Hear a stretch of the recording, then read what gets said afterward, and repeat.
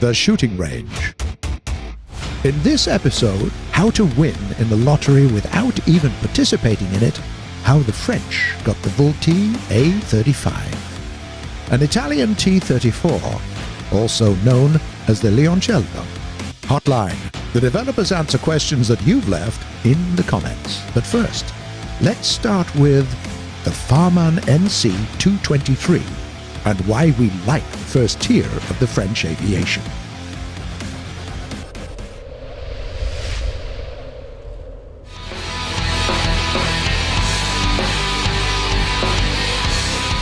Here, your typical Tier 1 bomber, the B-18A. Machine guns, about a dozen bombs, no surprises. An easy target for any fighter. Now take a look at the Farman NC-223.3. It certainly has a weird look with its 4 engines. 2 in the front and 2 in the back. Who'd want to fly that, right? But then you see what this bird is capable of, and it's just about enough to give you a mild stroke. Imagine, at BR 2.0, this French aircraft has a payload of more than 4 tons and 2 20mm cannons to cover your 6. Just to remind you, it is still a Tier 1 plane.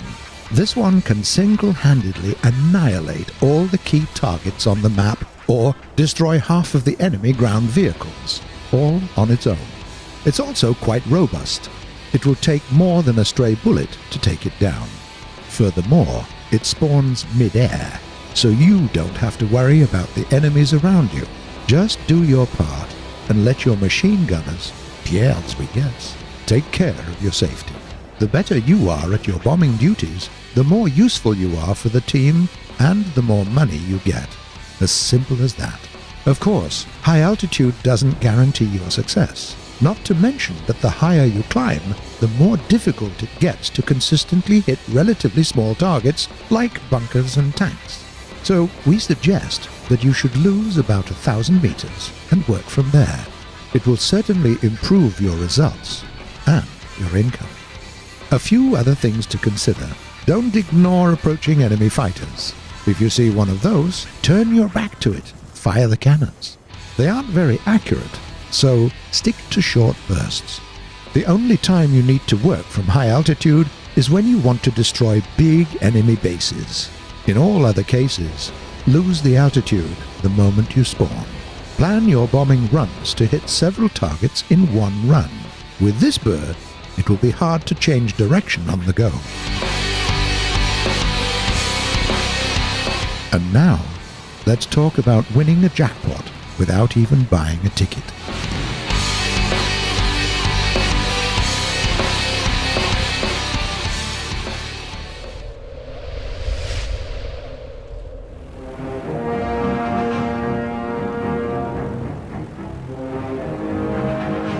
The war in Europe proved to be a goldmine for the American aircraft builders right from the start. Not only did the European countries need a lot of warplanes, the Domestic War Ministry also planned for global rearmament. First of all, they wanted to renew the segment of multipurpose support monoplanes, like all those one-engine two-seaters which could dive bomb. In the USA, that meant finding a replacement for the SBD Dauntless, aka the A-24 Banshee, as it was called in the Navy and the Army, respectively. Also, they wanted something new in the torpedo bomber area to get rid of the TBD-1 Devastator. A lot of American manufacturers rushed to create the prototypes, hoping to win the competition for the order. Technically, they've all worked for the US government, but really, it was a lottery without losers. There were too many customers abroad. You could have built a paper plane with plastic guns and somebody would have wanted to buy it. So the competition was clearly divided into 2 groups. The first one consisted of the big guys, who were battling for the actual order from the government. Those were the multi-purpose planes like the Grumman Avenger, the Consolidated Seawolf, and the Curtiss Helldiver. Beautiful and complicated toys, able to serve even as torpedo bombers. Anything for the wealthy American military customers. The other group of prototypes was rejected by the government in seconds, and probably this was exactly the plan of their creators. Those projects were a lot cheaper and simpler, like the Brewster Buccaneer and the Vultee A-31 Vengeance, the closest ancestor of the A-35. People who designed these planes made a wise decision. There was no point in open competition against the leaders of the industry.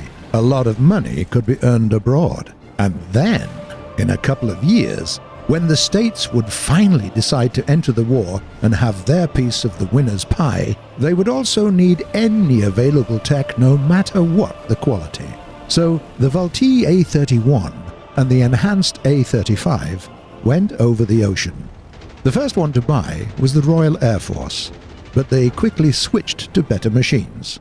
Then Australia and Brazil bought a bunch, and in 1943, the Free French joined the list of customers with its newly formed Air Force.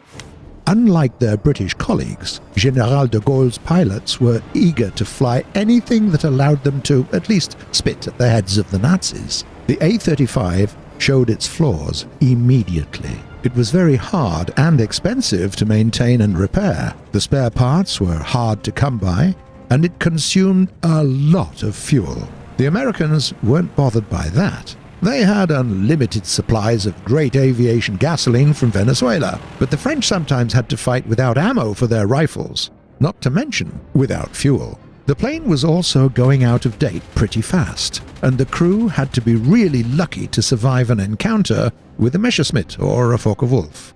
The A-35 demanded good air support, which also meant tons of spare parts, oil and fuel, and a good aviation infrastructure that de Gaulle didn't have. But the brave French pilots weren't easy to stop. They balanced the flaws of the plane with their own bravery and insane audacity of their airstrikes. The sight of the French insignia and the Cross of Lorraine in the skies drove the Germans insane and wiped the smiles from the faces of the collaborationists of the Vichy regime. The French pilots were the ones to give the A-35 its finest hour, as it became the symbol of their disobedience to the invaders. As for the Americans, they never took it to the fight, though they used it as a training bomber. And though the A-35 was later withdrawn from the Free French, the European Axis pilots forever remembered it as a synonym of the French Air Force. Sure, it wasn't the best in its class, but the A-35 made history as an effective weapon of liberation because it was piloted by the most fierce and reckless pilots in the world, the French. And now, let's take a look at the Italian version of the T-34.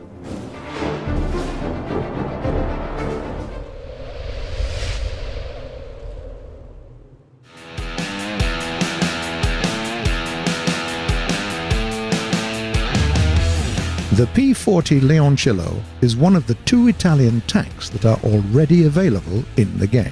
This one is interesting in a lot of ways. To start with, the model for the P-40 was created by the players Nicola Colino, Fagiani and Riccardo Blue Beta Loverso under the War Thunder Revenue Share Initiative. They bought a lot of literature concerning this vehicle, dug up a lot of information, and even went to Rome to take measurements from the existing model of the Leoncello.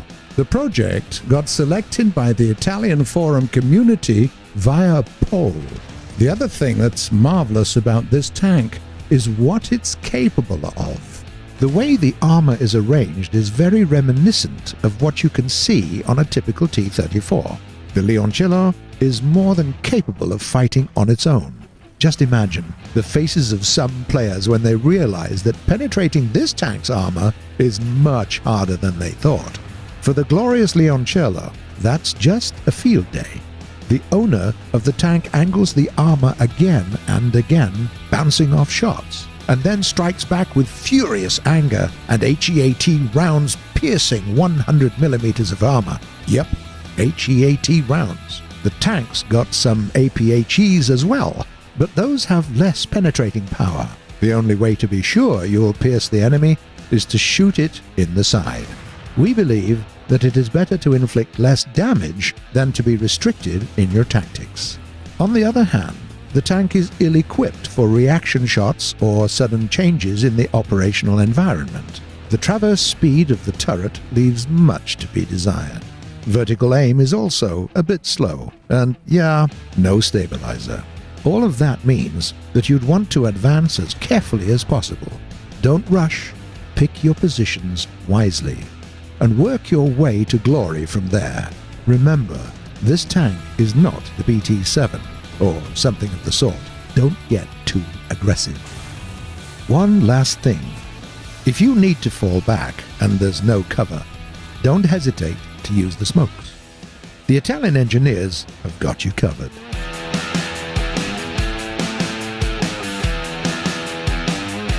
Get ready for the traditional last part of our show, Hotline. Developers answering questions from the comments.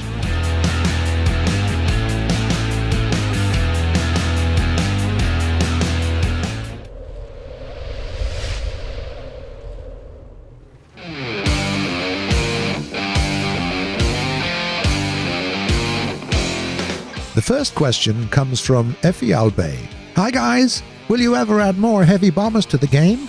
Hey mate, we're definitely gonna add some more 4-engine bombers. As for the specifics, you'll just have to wait and see. WoodGNLD asks, Hey Gaijin, will we be seeing the B-26 Marauder anytime soon? Hey there, we're working on that one, so keep your eyes peeled. Then there is the question from Shanks. Will we see the Lowe? We don't have such plans for now. The last challenging question comes from Hemendra Ravi. This is a challenge. I live in India and I want you to pronounce my name correctly. Hemendra Ravi. There you go. That's it for today, but feel free to write your questions in the comments below. We do read them all, and you might see some of them answered in the next episode. If you like what we're doing, don't forget to subscribe to our channel. See you on the shooting range.